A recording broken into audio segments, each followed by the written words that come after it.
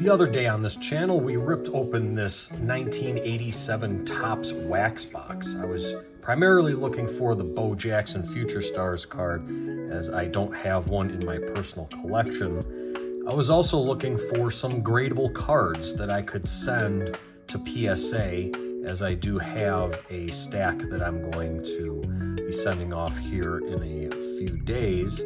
And I wanted to see if I could find that Bo Jackson, if it would be in a gradable condition, or if I could find any of the other stars and rookies in this set, like a Nolan Ryan, Ryne Sandberg, Tony Gwynn.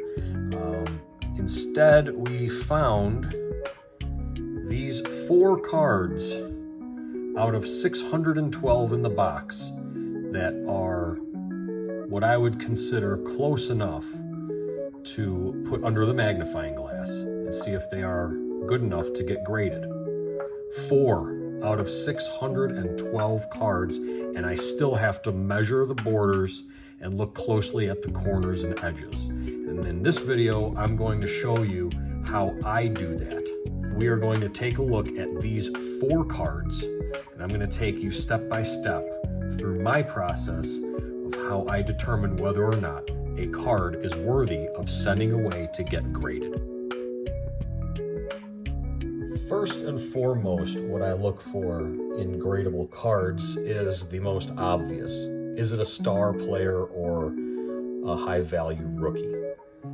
So in the 1987 Topps set, we're looking for the base card rookies of Will Clark, Jose Canseco, Mark McGwire, the Bo Jackson Future Stars card. We're looking for high value stars and veterans like Nolan Ryan, Reggie Jackson, Ryne Sandberg, and some early career cards of Roger Clemens, Don Mattingly, Darryl Strawberry, and so forth. So right here I have a Will Clark. Now when I pull these cards out of the pack, the first thing I'm going to look for is the card centered? Just a quick visual overview. Looks like this card, left to right and top to bottom, is fairly well centered. When I do pull one of these cards out of the pack, and it looks as good as this one does, I do set it to the side, because just because it looks centered now, when you put it under the magnifying glass and measure it with my trusty never fail ruler, it can be off just a bit. If it's off a bit, it's probably not going to get a 10. Third thing that I look for after I find a star card or a rookie, make sure that it's well centered. I want to make sure that if I send this card away to get graded, that if it does in fact come back at a 9 instead of a 10, that it will still be worth it to have sent it away. So I'm not looking for cards that are only going to get, you know, $18, $20, $22 as a 9. I want a 10, but if it falls down to a 9, I at least want it to have been worth my while. Only exceptions in my case would be if I am just PCing the card because I like the player, because there's nostalgia, because it's a hard card to find even in an 8, then I would send it off. But let's take a look here at this Will Clark, for example. Pulled this out of the pack. I assessed that left to right, it looks very well centered. Top to bottom, it might be riding a little low, but I am going to check. Before I handle this card anymore, I'm going to put it in a penny sleeve. In order to avoid any chipping on the edges or dings on the corner, I'm going to take my penny sleeve and a pair of scissors. You can do this with an X-Acto knife as well. You're going to slide just the tip of the scissors in right on the edge and just nip it just a little bit, so that when you go to put this card in, this little flap won't nick the edge or the corner of the card. Already got a piece of fuzz on here. So let's go ahead and slide this into the penny sleeve. And now I can handle it without worrying about scuffing the surface. So we're going to set that aside. Now we're going to check center. I'm going to pull out the millimeter side of my ruler. This is very rudimentary. I don't have access to scanning equipment and laser technology, so I'm forced to just use what I have available. And I'm going to put the number 10 millimeter right along that black border edge, just like that, and right up to the edge of the card. It looks like to me that I have right around 4 millimeters, right at maybe just shy of that line at 4 millimeters. Now I'm going to take a look at this side. Put that 10 right along that black border, and wouldn't you know it, I am right around that 4 millimeter mark. PSA allegedly allows a variance of 55, 45 left to right would still be considered a 10. So left to right, we're right within that variance. Now we're going to go top to bottom. Again, I'm going to take that 10 millimeter mark right at the top edge of that black border. And you'll see I am right between 4 and 5 millimeter. Like I suspected, this might have been riding a little low. Bottom of the box with the name, we are right at 3 millimeter. So 4.5 millimeter versus 3 millimeter, that might come back as a 9. But let's just continue through and see what else we can find out about this card. I have a magnifying glass that I use to get a good look at these corners. Yeah, that works. You can see it. I do have a lot of lights on and I have a lot of glare, so I apologize if you can't really see. But that corner doesn't look too bad. There's no whiting, there's no chipping. And let's just follow that top edge along and see if we can see any chipping, any soft spots. I don't see anything so far. Let's turn the card this way. There's the upper right corner. That looks pretty solid. We're going to follow this along the edge. Again, I am not seeing any white chips. So far, so good.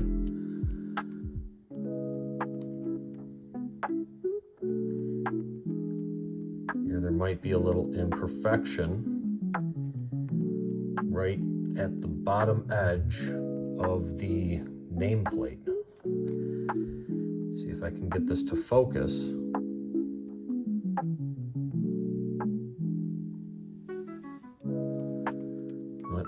Hold on, let me turn off the ring light.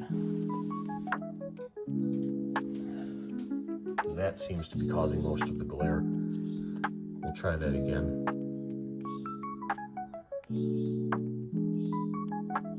Yeah, right up along that edge. Seems to be like a little indent in the card. Corner still looks good. Bottom edge looks good. That might be a little soft there.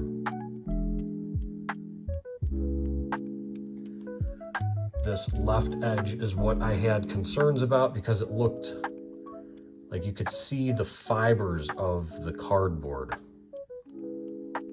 Maybe you won't be able to see it in the sleeve.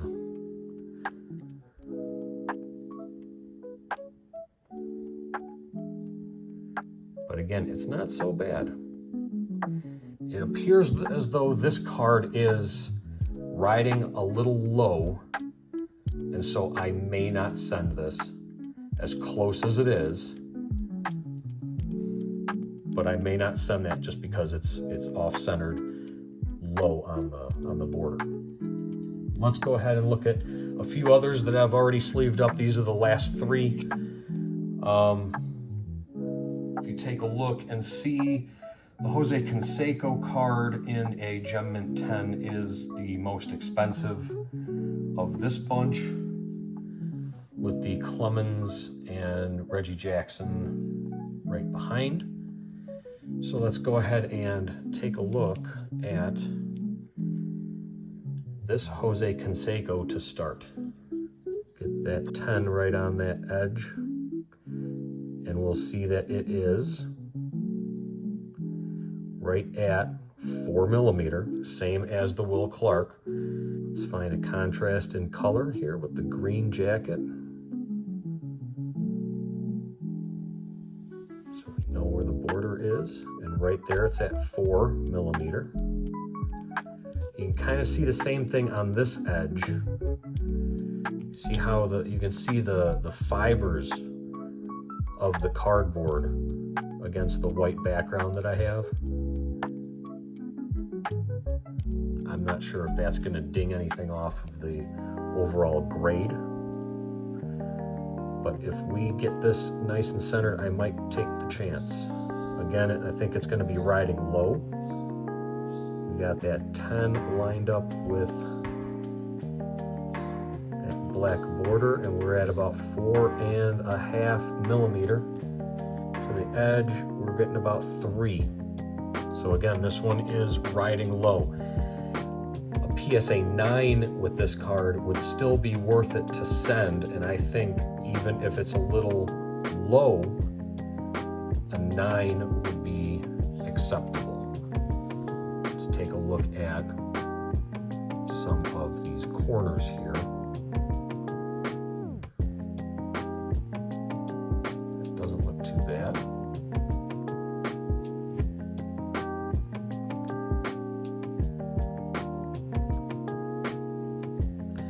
Take a look down here at this corner. Corner looks sharp. Take a look over here. Again, another sharp corner. I didn't see anything wrong with the edges. The back of the card, there's no gum, there's no wax. This was in the middle of the stack of cards when it came out of the pack. So I think this is a card I would be comfortable sending to PSA. Even if it got a 9, that would be okay. So I'm going to send this one. Here's the Reggie Jackson, and we've got 4. Turn it around on this side. We've got just a little more than 4. We were I guess a shade under 4 on that side. Let's double check. This side. Yeah, just a shade, just a hair under 4. And this side, we have just a hair over 4. Going to the top, we got 3.5, 3 and a smidge. See all these technical terms I'm using? And on the bottom, we are right at about 4. So this one is actually riding a little high. Now we're going to take a look at the corners. That one's nice. That one's not bad. It's pretty good there. That was not so bad either. And I did not notice any fuzzy fibers on the edges of this card. So with the card being slightly to the right and maybe slightly high, a 9 does not have the value to send this away. So this one is going to be a no. Here's the Roger Clemens. Right, we got right around just a hair shy of 4 millimeter. Hair over 4 millimeter. So we are shifted slightly to the right. That looks like about 4, shade under 4, which means this is going to be riding low on the card. Line that up. Oh no, we have a shade under 4. This one is probably the most centered of the ones that I've shown you. Let's take a look at the corners. Doesn't look bad. That's pretty sharp. Good one there. It's not too bad. Edges looked pretty clean. And the surface of the card,